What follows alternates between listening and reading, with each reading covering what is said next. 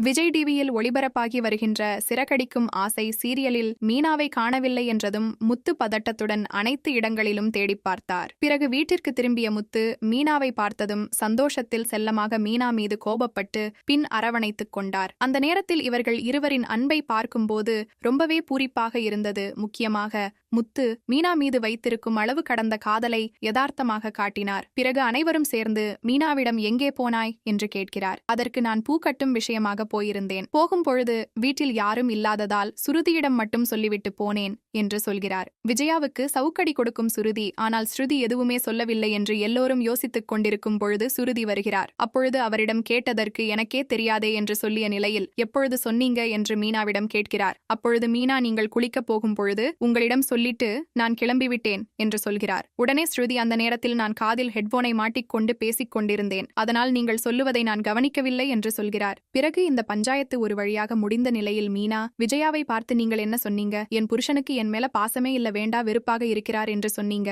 இப்ப புரியுதா எங்களுடைய கணவன் மனைவி தாம்பத்திய வாழ்க்கை எந்த அளவுக்கு உண்மையாக உணர்வு பூர்வமாக இருக்கிறது என்று விஜயாவிடம் கேட்டு லெஃப்ட் அண்ட் ரைட் வாங்கிவிட்டார். இதனைத் தொடர்ந்து சுருதி மீனாவிடம் நீங்க ஏன் இவ்ளோ பொறுமையாக இருக்கிறீர்கள்? உங்களுக்கு கோபமே வராதா என்று கேட்கிறார். அதற்கு மீனா இப்பொழுது அத்தை உங்களை திட்டினால் என்ன பண்ணுவீங்க என்று கேட்கிறார். உடனே சுருதி கையில் இருக்கும் கரண்டியை சூடு பண்ணி அப்படியே அவர்களுக்கு எக்ஸ் மாதிரி போட்டு விடுவேன் என்று காரசாரமாக பேசிக் கொண்டிருக்கிறார். இதை வெளியிலிருந்து கேட்ட விஜயா அப்படியே வாயடைத்து போய் பயந்து நிற்கிறார். ஆடுற மாட்ட ஆடிதான் கறக்கணும் என்று ஒரு பழமொழிக்கேற்ப இப்படிப்பட்ட மாமியாருக்கு சரியான மருமகளாக ஸ்ருதிதான் பாடம் கற்பித்துக் கொடுக்கணும். இதனை அடுத்து ரோகிணி செய்த தவறுகள் அனைத்தும் மூடி மறைக்கப்பட்டு ஒவ்வொரு நாளும் ஜெயித்துக் கொண்டே வருகிறார்.